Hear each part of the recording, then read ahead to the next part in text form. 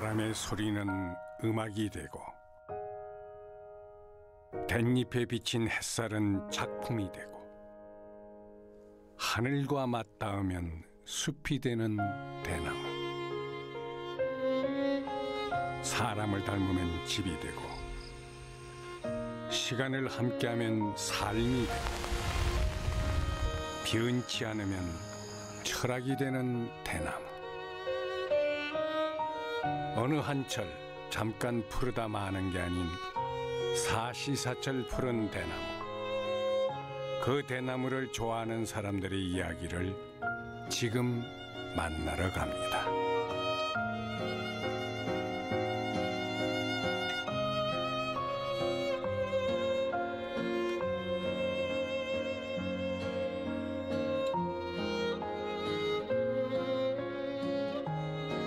아홉 개의 능선이 연이어 있는 아홉산자락의 숲.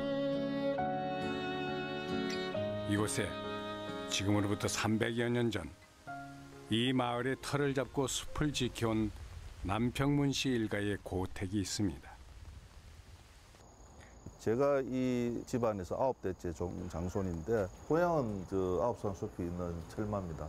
비장군 철마면 네, 원래 제 고향이죠. 이거는 이제 수련해가지고 꽃이 올라올 거고. 이 집은 그가 5살이던 1961년 아홉산 숲에서 자란 금강송으로 지은 한옥 관미헌입니다. 볼관자, 미 도사리 미자, 헌 헌자. 그러니까 여기가 옛날 말로 이 동네 이름이 고사리밭입니다. 고사리도 귀하게 보는 집이다 라는 당부지요.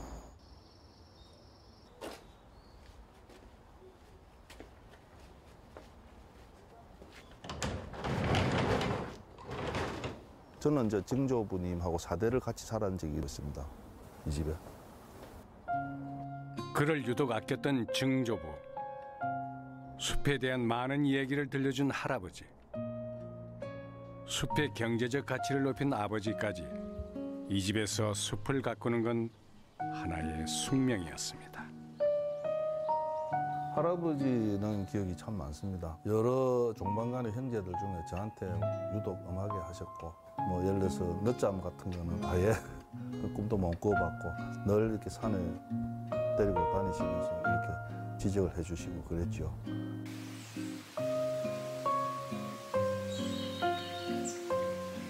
여덟 살 어린 나이에 부산으로 유학을 갔지만 방학이면 늘 이 숲으로 다시 돌아왔습니다. 이 땅의 지세, 경계, 나무는 어디서 어디까지 무슨 나무가 심어져 있다는 거를 저한테 습득시키려고 무던히 또 노력을 하셨습니다. 그래서 고향에서 보낸 대부분의 시간은 숲에 대한 기억뿐이죠. 어릴 때 소를 몰고 올라가서 친구들과 놀던 자리가 있고요. 이곳에서 시간 가는 줄 모르고 놀다 어둑어둑해져 집으로 돌아오는 날이면 집안 어른들에게 혼이 나기도 했던 바로 그 숲입니다.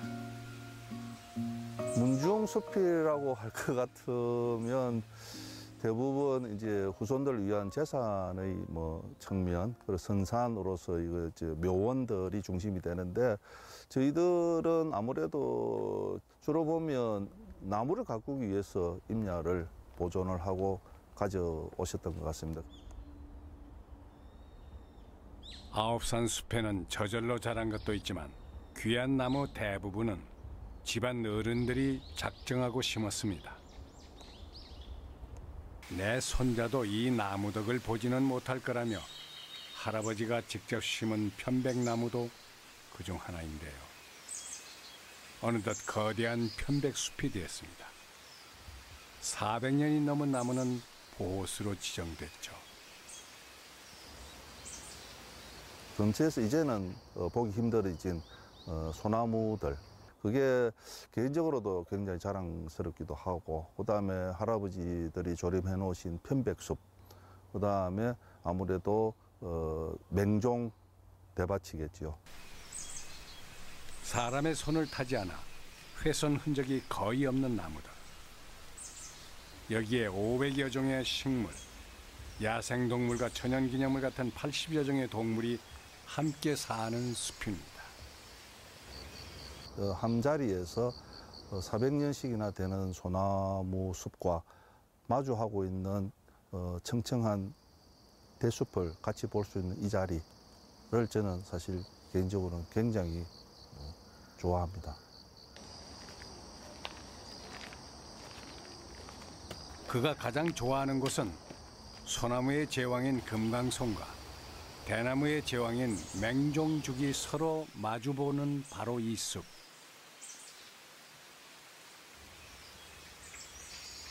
맹종대 숲은 아마 학자분들은 그렇게 얘기를 합니다. 아마 전국에서 가장 잘 보존되어 있는 곳이라고.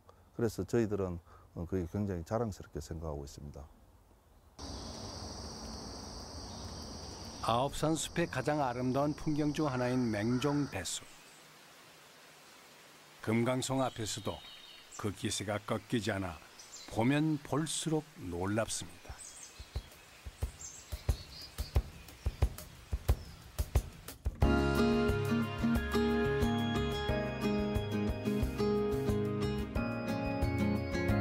전국에서 대나무가 가장 많은 도시 전라남도 담양.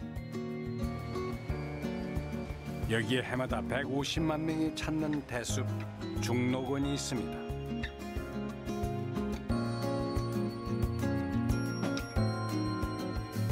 이곳 대나무의 인기는 죽공예로 명성을 떨치던 시절 못지않은데요. 말하자면 지금이 제2의 전성기입니다.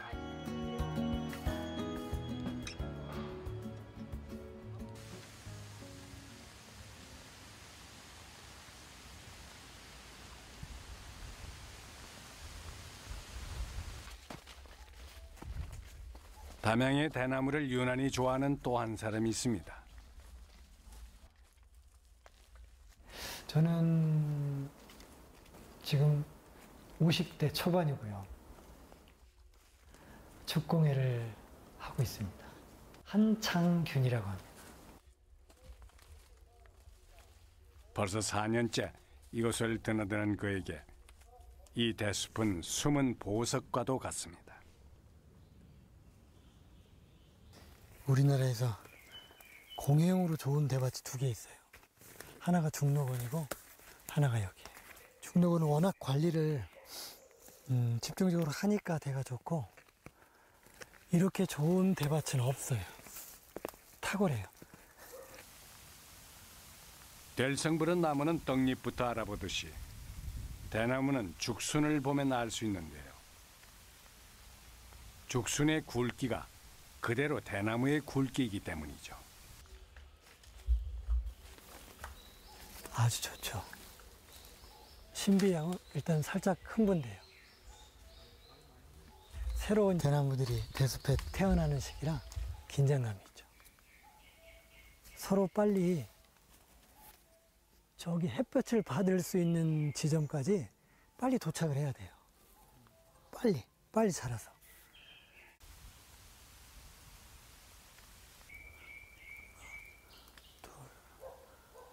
이런 거. 이렇게. 대나무 자라는 걸 보면 정말 신기해요. 꼭 대나무 안에 어떤 요정이 살아있는 것 같아요. 대숲에서 눈을 떼지 못하는 시기도 바로 이맘때입니다.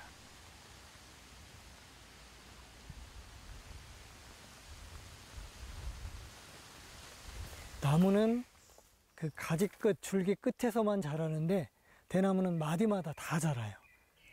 그래서 한꺼번에 그렇게 한 30여일 만에 한 20m가 자라는 거예요. 그러니까 한 해, 태어난 해에 자라고 더 이상 안 자라요. 그래서 대나무는 아무리 자라도 나이테가 없습니다. 물론 어느 정도는 나이가 차야 제 몫을 하죠.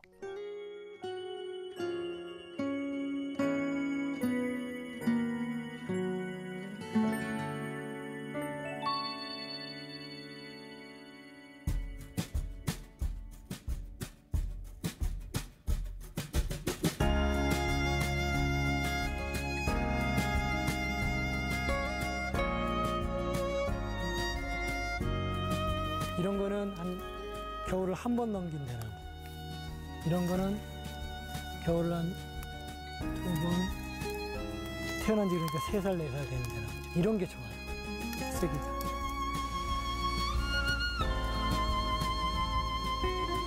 적어도 2해 정도 댄잎에 쌓인 눈의 무게를 견뎌야만 비로소 혼자 설 수 있는 강한 대나무가 되는 거죠.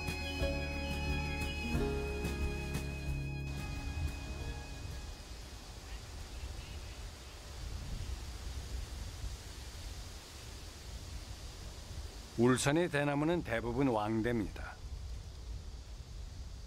이곳에서도 대나무가 인기 있던 때가 있었습니다.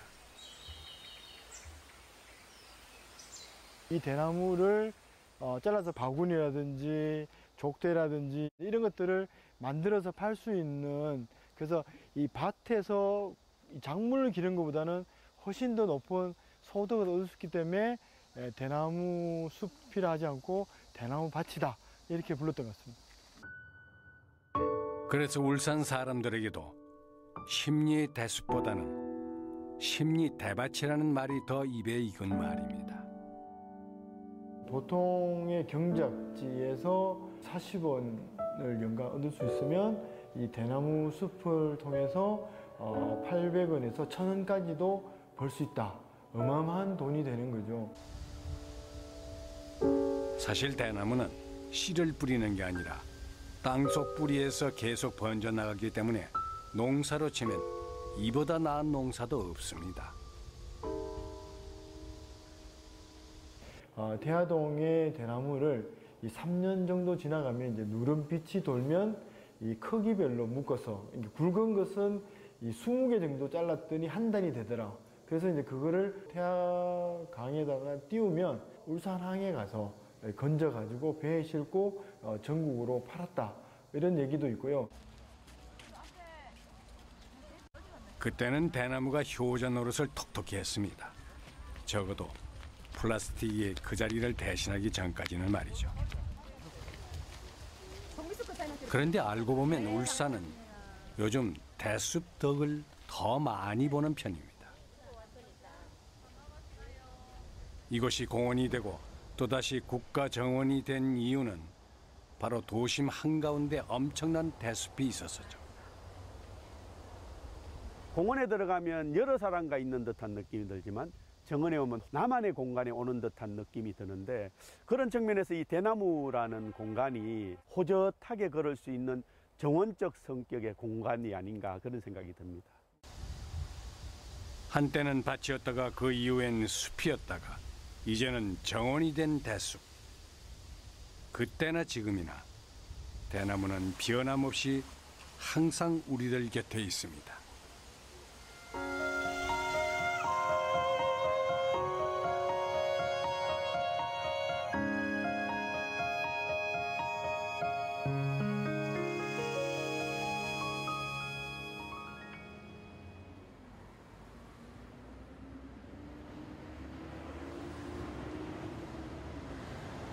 울산 공업탑.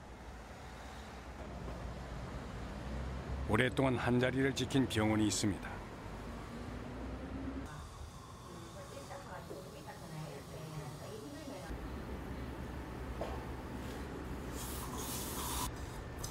(85년도에) 여기서 개업을 했습니다. 치과를. 그래서 현재까지 하고 있는 치과 의사입니다. 햇수로 35년째. 그는 아홉산 숲의 대표가 되기 훨씬 전부터 치과 의사의 길을 걷고 있었습니다. 배운 대로만 제대로 하면 명의가 된다고 생각합니다. 또 한 가지는 환자들의 그 문제를 개선시켜 주는데 경제적 비용까지도 의사들이 챙겨주지 않으면 아무도 챙겨주지 않는다. 가장 최소한의 비용으로 가장 좋은 개선을 시켜주는 것, 그게 치과 의사들이 할 일이라고 보는 거죠. 남들이 부러워할 만한 의사로서의 삶. 하지만 그 자신은 집안 어른들한테 보고 배운 대로 살았습니다. 뭐 저희 어른들도 굉장히 내핍하고 건금하면서 숲을 가꾸는 데다가 그걸 썼지 자신의 부를 위해서 노력을 한 거는 별로 아닌데 저도 이제 치과의사가 되면서 부를 축적하는 거나 이런 부분들은 크게 중요하게 생각하지 않은 것 같습니다. 숲을 지키는 일은 늘 부친의 몫이었고 그는 그저 경제적 도움을 주는 정도였는데요. 하지만 부친이 갑자기 세상을 떠난 후 숲을 지키는 일마저 온전히 그의 몫이 되었습니다. 사정이 된다면 좀 이제는 마치고 저쪽으로 가서 내 마지막 일을 해야죠.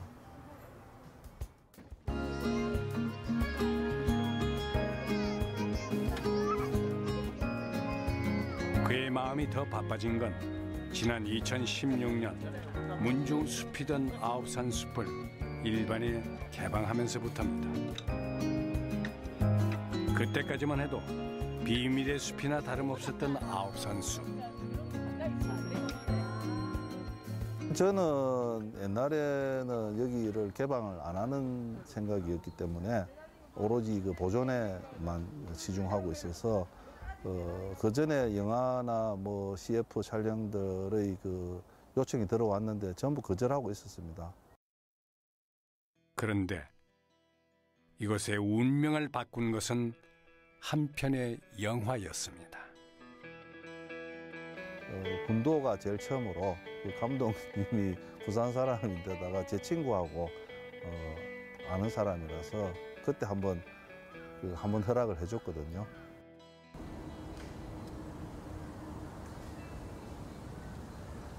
영화 촬영지로 가장 인기가 많았던 곳은 국내 최대 규모의 이곳 맹종 대숲. 그중 하나가 바로 대숲 속 빈 공간인 구터입니다. 보시다시피 여기만 대나무가 나지 않습니다. 일부러 베어낸 게 아니고 여기만 대나무가 나지 않으니까 옛날 사람들은 여기에 뭔가 영험한 신령의 기운이 있다라고 생각을 해서 마을에 동제를 지내거나 치성 드리거나 우환이 있을 때 구슬하거나 하던 자리였거든요. 아홉산 숲은 군도를 시작으로 여러 영화와 드라마의 단골 촬영지가 됐죠. 영화를 보고 이곳을 찾은 사람들은 처음에는 대나무의 굵기에, 그 다음에는 대나무와 소나무와 편백나무가 함께 어우러진 모습에 다들 놀랍니다. 아홉산 숲에는 평지가 아닌 산비탈에도 맹종 대숲이 있는데요. 그런데도 대나무는 휘어지기는커녕 오히려 더 단단하게 뿌리를 내리고 햇빛을 보려고 더 높이 뻗어 있습니다. 처음에는 자연 발생적이거나 아니면 여기가 양지다라고 하는 것 때문에 처음에 심으셨을 겁니다. 상당히 오래된 걸로 알고 한 100년은 더 됐을 거로 짐작합니다. 죽수는 먹거리에, 다 자란 후에는 후손들의 학비의 보탬이 된 이곳 대숲. 그래서 집안 대대로 귀한 대접을 받았죠. 그런데 요즘에도 귀하기는 마찬가지입니다. 이런 멋진 대숲은 전국 어디에서도 쉽게 만날 수 없기 때문이죠. 대밭에 들어왔을 때 개인적으로 가장 정감이 가고 마음에 남는 것은 결국 소리입니다. 저 개인적으로는 댄잎에 스치는 바람 소리들이 아주 뭐라 그럴까요? 굉장히 사각거리는 뭐 말로 표현하기 힘든데 그들이 주는 이 안정감 같은 거는 굉장히 큽니다.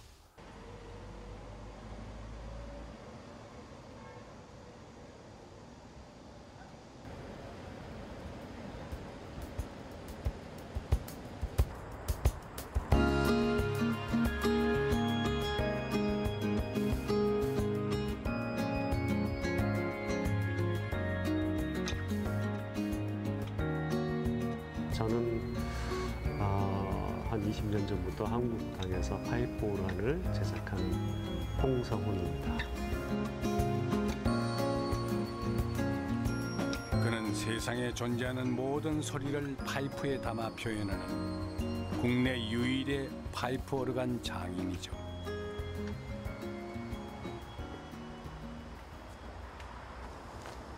울산 시내에 이런 엄청난 숲이 있다는 것이 굉장히 놀랍습니다. 대나무 색깔이 굉장히 파랗고 아주 멋있습니다. 속이 비어있어 오르간의 파이프와 닮은 대나무. 이 대나무는 이게 몇 년 됐을까?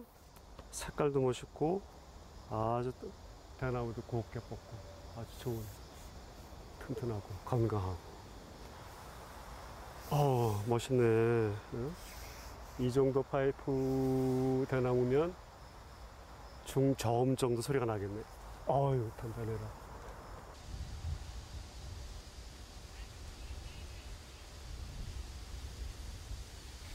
대숲이 주는 시원함도 잠시.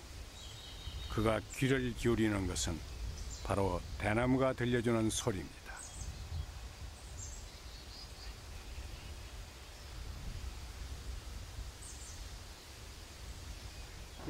들어오자마자 저 위에서 부딪히는 이런 플립 소리 같은 걸 들어보니까 그 대나무의 소리에서 나올 수 있는 가장 자연스러운 소리가 플립이 부닥쳐서 나오는 소리. 저거구나.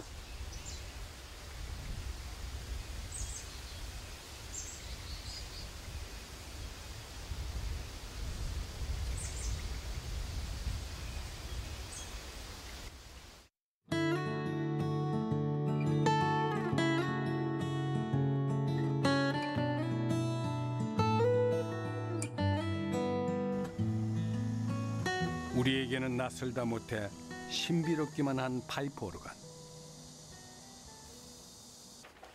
설계도를 봐도 상상을 초월할 정도로 복잡하고 엄두가 안 날 정도로 정교합니다.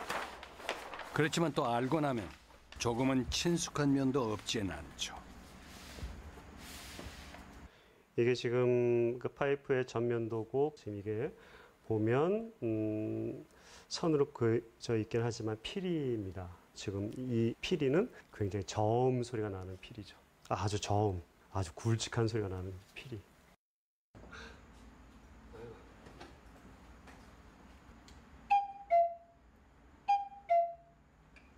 뻐꾸기. 파이프의 길이가 길수록, 굵기가 굵을수록 낮고 묵직해지는 소리.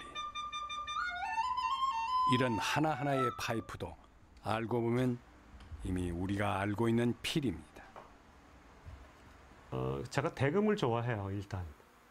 그 다음에 대금으로, 청년 때죠. 대금으로 국악을 한번 해볼까 해서 입시 준비도 좀 잠깐 해봤어요. 사실 그가 파이프 오르간 소리를 처음 들은 것은 뮤지컬 배우를 꿈꾸던 시절 연습실이 있던 세종문화회관에서였는데요. 당시 8,000개가 넘는 파이프가 내는 웅장한 소리는 그 자체가 하나의 충격이었습니다. 이제 그런 것이 내재돼 있다가 이제 파이프 오르간을 제작을 공부하고 나서 그런 소리들이 만약에 파이프 오르간 안에 섞이면 어떨까라는 생각을 갖지 않을 수가 없었죠. 1986년 독일로 갈 때만 해도 클래식 기타를 전공할 생각이었습니다. 하지만 우연한 기회에 파이프 오르간 제작자를 만난 게 그의 운명을 바꾼 계기가 됐죠.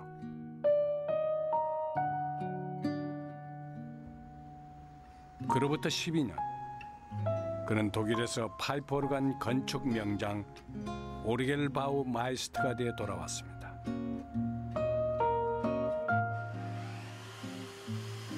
그는 귀국하자마자 처음부터 만들고 싶었던 게 있었습니다. 처음에는 뒤주를 생각했어요. 제일 먼저 한국에 와가지고 언젠가 내가 꼭 만들리라, 뒤주를. 뒤주는 쌀 뒤주. 생명이잖아요, 그렇죠? 그리고 7년 후 가로, 세로, 높이가 각 1m인 주사위 모양의 첫 번째 D조 파이프 오르간을 만들었고 지금은 두 번째 D조 파이프 오르간을 만드는 중입니다. 이 파이프 오르간에는 한 240개 정도의 파이프가 들어가게 됩니다. 그 이제 낮은 톤. 바람이 들어가서 여기서 이제 그 바람길을 따라서 이제 바람이 새어 나오게 되고요.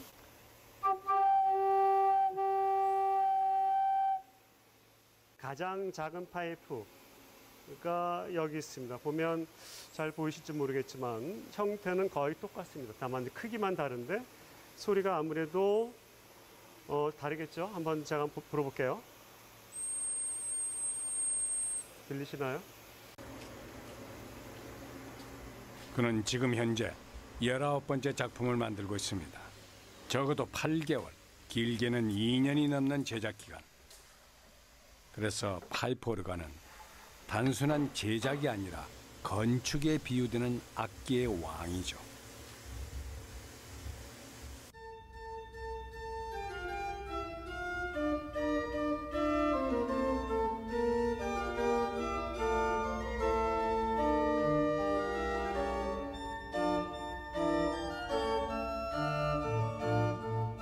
이 오르간의 경우에는 이 공간의 크기에 맞게 굉장히 알맞게 지어진 아담한 사이즈인데요. 6개, 7개의 음색만 갖고 있지만 각각의 음색이 굉장히 특이한 성격을 많이 가지고 있어요.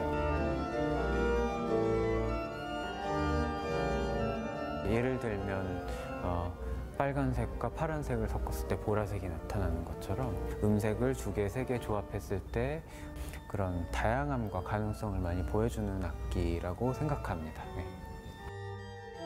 수많은 파이프와 그만큼의 다양한 음색을 가진 파이프 오르간. 그는 이제 또 하나의 가능성을 준비 중입니다.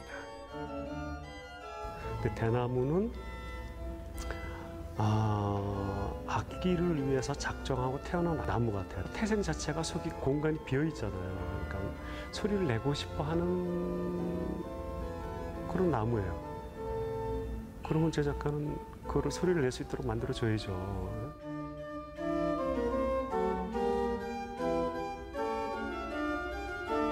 대나무의 모양이 파이프처럼 곧고 파이프처럼 속이 비었으니 이제는 파이프 오르간에 그 소리를 담는 일만 남았습니다.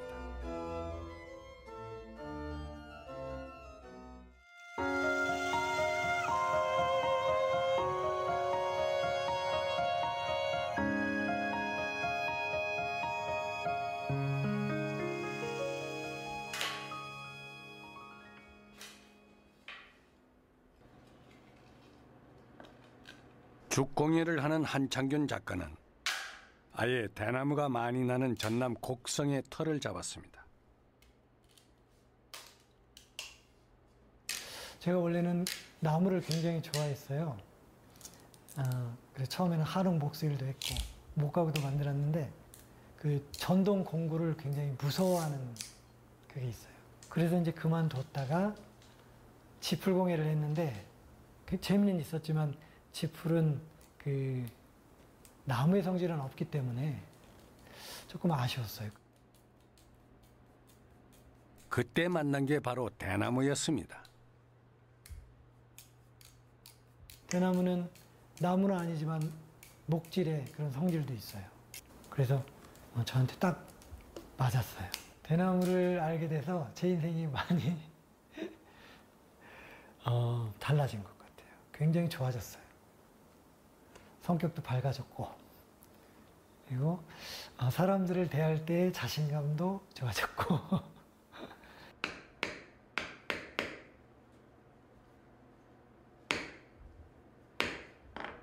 대나무 덕분에 먹고 살고 있습니다. 이렇게 대나무는 그의 인생을 완전히 바꾸어 놓았죠. 웬만큼 부지런해선 하기 힘들다는 대나무 공예. 하지만 이만큼 쉬운 것도 없습니다. 내가 가죽공예를 맨 처음부터 시작하겠다. 그럼 소를 한 마리 구해야죠. 소를 잡아야죠. 가죽을 벗겨야죠. 가죽을 처리해야죠. 일반인이 하기엔 너무 어려워요. 그런데 대나무공예는 톱 들고 대밭에 가서 대항구로 베고 잘라서 칼 들고 쪼개면 되거든요. 달리 말하면 가죽은 시장에서 쉽게 살 수 있지만 대나무는 흔한데도 파는 데가 없는 재료죠. 그러다 보니 번거롭지만 모든 걸 직접 해야 하는 대나무 공예. 대나무의 기름기를 빼는 과정도 그중 하나입니다. 이게 기름 뺀 대나무. 색깔이 약간 노랗죠. 이걸로 가공해서 만든 뱃살이 이겁니다. 이거랑 비교했을 때 빛깔이 완전히 다르죠. 기름 빼는 작업을 하면 그 쪼개지는 성질이 아주 우수해져요.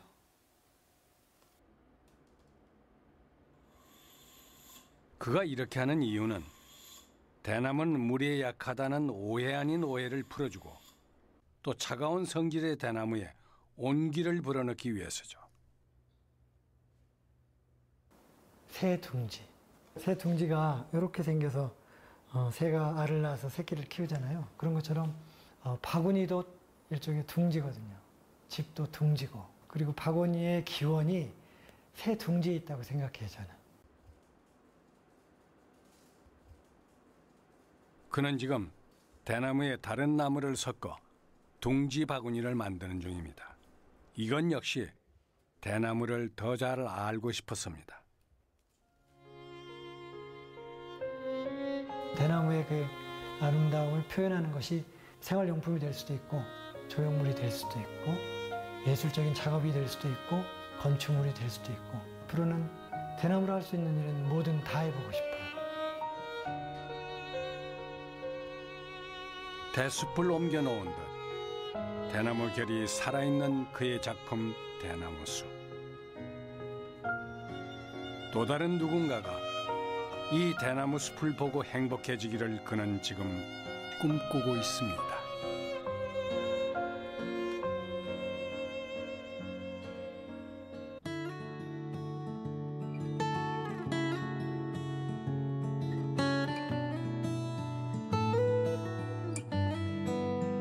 이곳 김해에는 대나무를 이용해서 지금까지 해본 적이 없는 새로운 실험에 도전한 사람이 있습니다. 저는 소띠입니다. 원래 이제 59이고 금융기관에서 이제 은퇴를 하고 지금은 이제 멋진 할아버지가 되기 위해서 시골에 사는 이경호라고 합니다.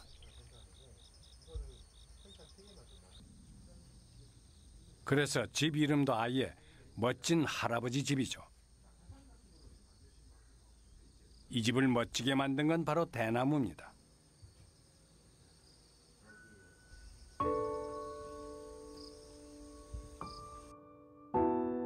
처음에는 저 더 올라오는데요. 집이 황금사원 같아서 황금사원. 빛을 받아가지고 막 황금빛이 나서 황금빛이. 와 이랬다. 감탄사에 저절로 나와요. 그 황금빛의 비밀이 다름 아닌 대나무였던 거죠. 집을 짓고 난 후 한 며칠은 밤잠을 이루지 못할 만큼 그의 마음을 사로잡았던 대나무. 하지만 처음에는 생각도 안 했던 집입니다.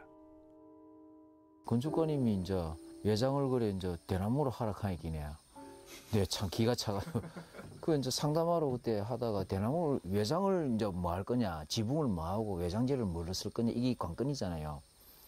사람으로 치면 이제 옷인데 외모인데 그 이제 대나무를 하자 해서 그래 이제 주로 다 보면은 대나무는 한 집이 없잖아요.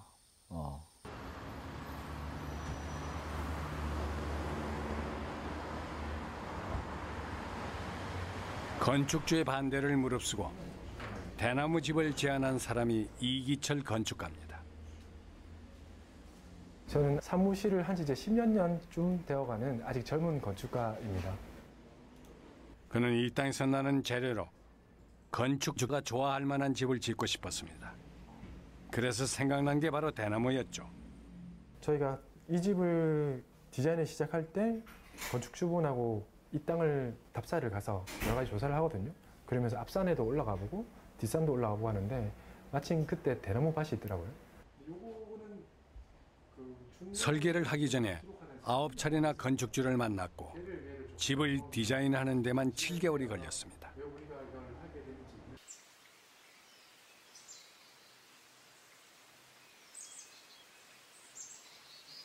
그 당시 건축주를 설득하기 위해 같이 찾았던 곳이 바로 여기 김해의 맹종대수.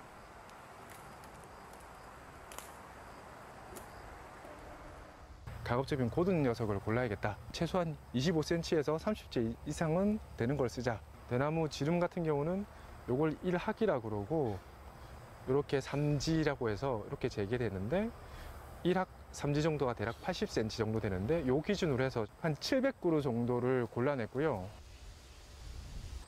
그런데 대나무를 그냥 햇빛에 말리면 사정없이 갈라져 버린다는 게 가장 큰 고민이었습니다. 그래서 찾은 방법이 바로 가마에 넣고 구워내는 탄화였죠.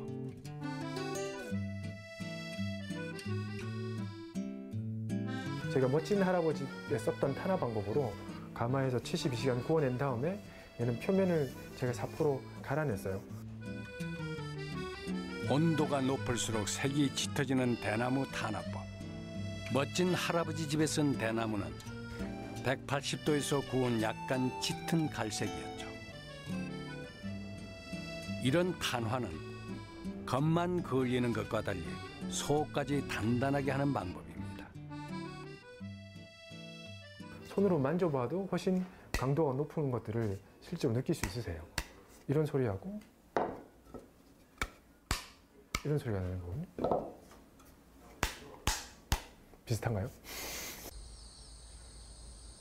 튼튼한 콘크리트 위에 대나무로 마감한 집.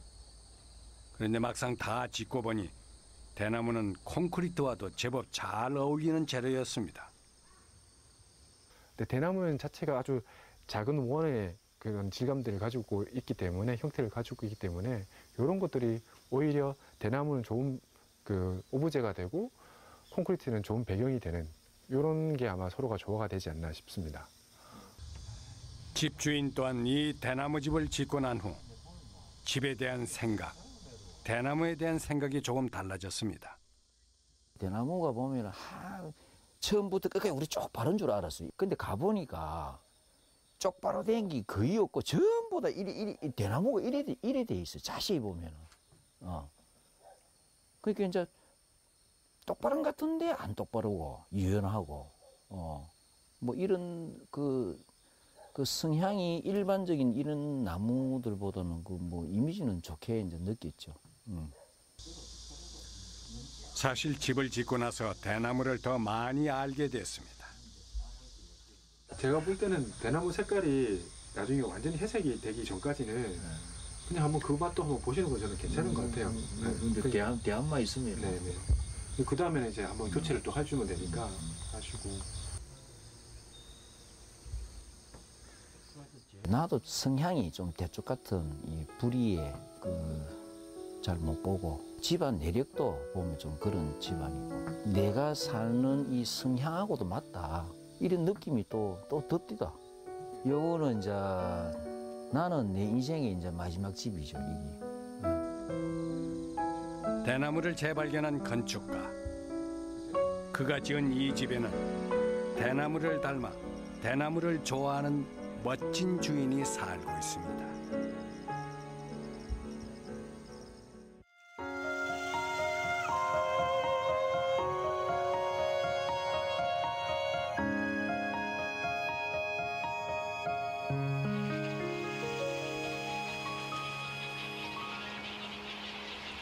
태화강 남쪽에 있는 3호 대숲은 조금 특별합니다. 여름철새 백로와 겨울철새 까마귀가 가장 좋아하는 대숲이죠.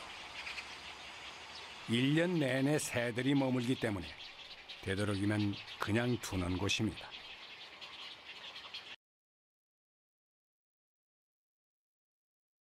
반면 그 맞은편에 있는 심리 대숲은 계속 손을 봐야 하죠. 이 대나무 밑에 뿌리는 굉장히 견고하게 서로 간에 연결되어 있기 때문에 일정한 양을 없애주면 또 나무들끼리 경쟁도 좀 줄여질 수 있고, 이게 사실 너무 많이 있으면 자기들끼리도 경쟁이 되거든요.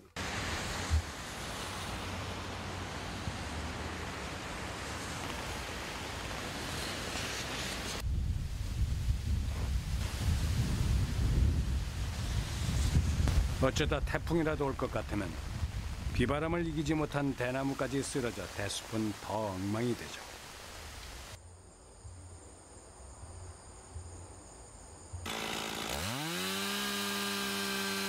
그렇지만 베어낸 대나무라고 해서 영영 여기를 떠나는 건 아닙니다.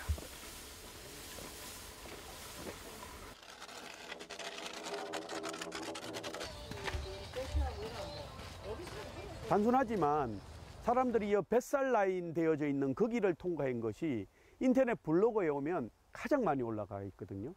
이거 안 된다. 생각보다 안 가는구나. 입에는 야, 이 정도 됩니다. 이거는 싹 떠가지고 그냥. 가슴만 돼. 여기가 문제다. 여기가 된다. 여기 또 가야 되나? 여기가 된다. 여기. 아, 요거는 26이죠. 요는 안 된다. 여기는 되는데 여기는 안 돼. 의외로 그런 것들을 굉장히 재미있어하고 흥미롭게 생각하고, 아, 거기에 갔더니만 그런 것이 있더라. 그다음에 여기 좀 두드리는 거 하나 있었죠. 이렇게 두드리는 거. 그런 것들이 인터넷 사진으로 굉장히 많이 올라오고 있거든요.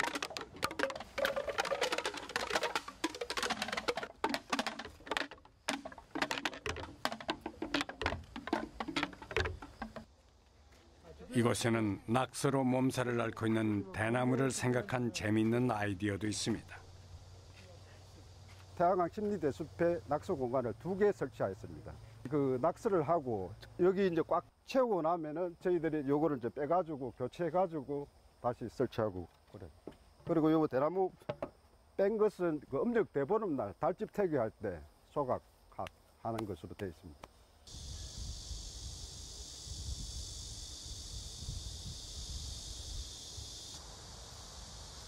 숲 전문가이기도 한 이곳 윤석 센터장. 그는 누구 못지않게 대나무를 잘 아는 사람입니다.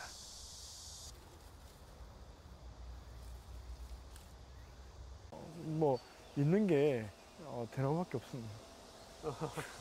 여기 있는 대나무가 이제 그 왕대인데 맹종죽 있고, 그다음에 오죽이 있고 솜대가 있고 여러 가지. 그래. 예. 그럼 이제 여러 종류가 굵기가 다 다르니까. 이곳 대숲의 편안한 풍경과 어울릴 수 있는 또 다른 무언가를 찾는 중입니다.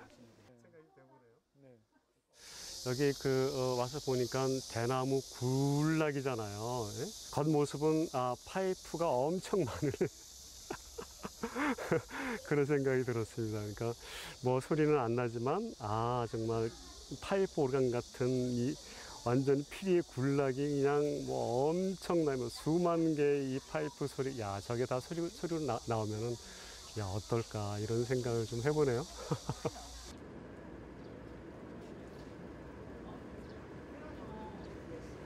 대나무의 도시 담양 역시 한때는 비슷한 고민을 했습니다. 그러면서 이곳에 설치한 것이 바로 대나무 파이프 오르간이었죠. 2015년에 세계 대나무 박람회 때 전 세계에 있는 대나무로 만든 악기들을 저희들이 전시를 하게 돼요. 그때 그 일환으로 필리핀에서 구입을 했던 겁니다. 대나무 파이프 오르간은 그 자체에 대한 호기심 때문에 단번에 사람들의 눈길을 끌었습니다. 우선은 쉽게 볼 수 없고 들을 수 없는 그런 악기이고, 또 저희가 하나밖에 없기 때문에 굉장히 관심들을 가지시는 것 같아요. 연주가 있는 날이면 전국에서 사람들이 몰려옵니다.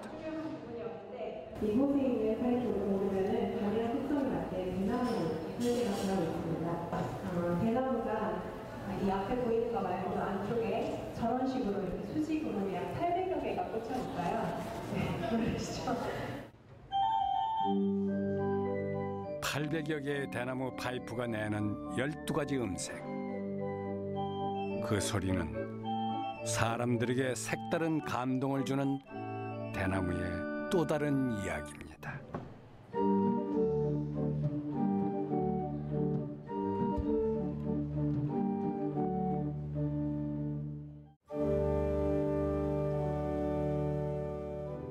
어떻게 하면 가장 서양적인 악기인 파이프 오르간으로 한국적인 소리를 낼 수 있을까요?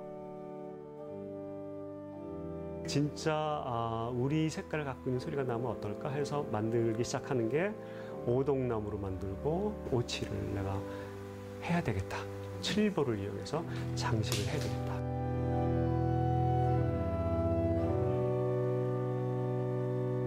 그런 노래 끝에 만든 그의 또 하나의 작품 산수화. 자신이 사는 양평의 산과 강, 그 물결과 은하수, 이 풍경을 즐기는 뻐꾸기까지 모두 담은 산수화입니다. 그런 식으로 하나씩 바꾸다 보면 어떨까? 거기에 대나무도 있으니, 그 다음에 그 까만 오죽도 있으니 언젠가는 대나무를 꼭 꽂아서 파이프를 만들어야 되겠다는 생각을 갖고 있는 거죠. 소리 괜찮죠?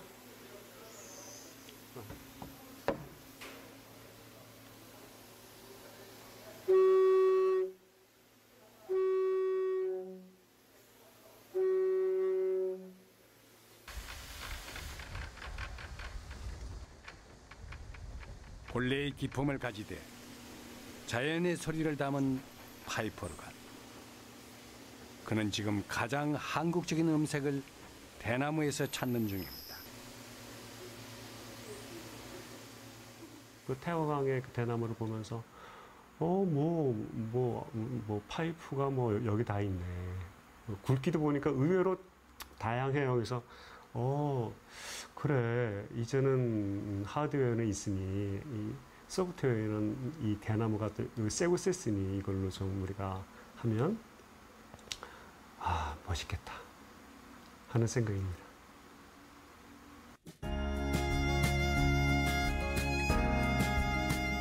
아홉산 숲을 개방하고 나서 가장 크게 달라진 건 이곳 미동 마을입니다.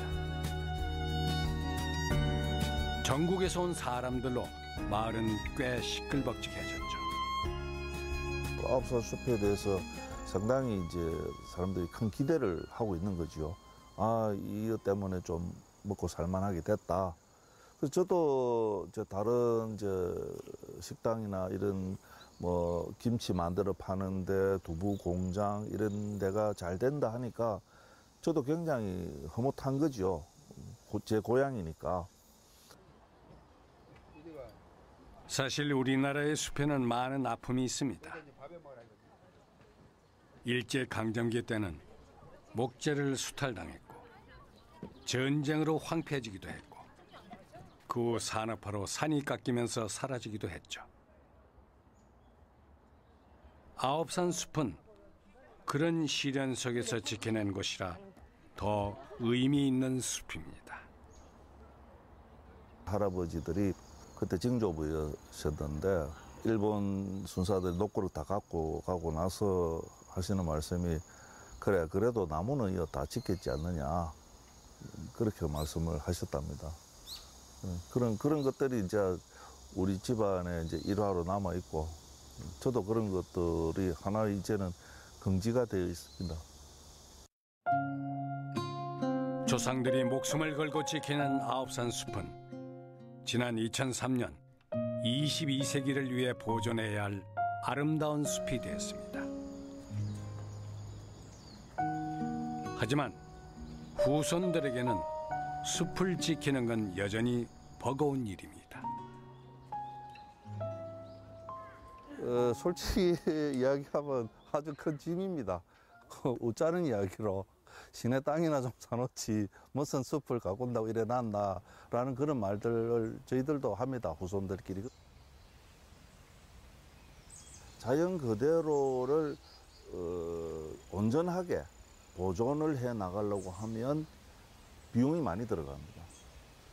만약에 한 2, 3년 동안 안 돌아보고 놔두면 우거져 버려서 숲이 아니고 그냥 야산의 풀밭같이 되어버리는 거거든요. 더군다나 돌보지 않으면 이내 끝도 없이 번지는 대숲은 관리가 더 어렵습니다. 대숲을 보면 개인으로서는 솔직히 좋다가 또 싫다가 그렇게 애증이 지금 교차하는 곳입니다. 대숲은 우리 정서상 대숲은 그대로 지켜갔으면 좋겠고 현실적으로는 대숲을 건강하게 지켜내는 것이 너무나 힘들다라고 하는 생각이 들 때도 있고 솔직히 그렇습니다. 그럼에도 그에게는 이 숲을 꼭 지켜야 하는 일종의 약속 같은 게 있습니다. 그때 당시에 아마 할아버지 생각으로는 장자들에게 이 숲이 물려질 것이다라는 생각을 했기 때문에 그렇겠죠. 아무래도 이 숲을 대대로 지켜가야 될 놈은 너이지 않느냐. 아, 그러신 것 같구나. 그래서 그러셨구나라고 제가 받아들인 거죠.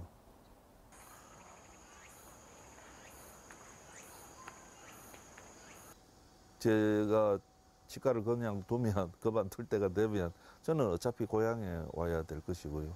그때 되면 이제 지금보다 좀 더 숲에 자주 제 손길이 가고 할 겁니다. 이제 그에게 남은 마지막 역할은 그 어떤 어려움 속에서도 이곳 아홉산 숲을 아름다운 숲으로 남겨두는 일입니다. 제가 좀 꼿꼿하기는 한가요? 고집은 좀 세지요. 대나무가 꼿꼿하다 뭐 그런 것도 있지만 어른들이 숲은 지켜야 된다. 나무는 잘 가꿔야 된다라고 하는 이런 고집은 대단히 강했던 것 같습니다. 저로서는 이제 가시숙명적으로 이 소신과 고집이 저한테 완전히 빼어 있는 것 같습니다. 세찬 비바람에도 꺾이지 않고 자신의 욕심만을 채우지 않고 그러면서도 늘 변함없는 대나무. 이 아홉산 숲을 지킬 수 있었던 것은 그런 대나무를 닮은 사람들이 있었기 때문입니다. 그렇게 대나무는 우리의 삶이자 때론 변하지 않는 철학이 되었습니다.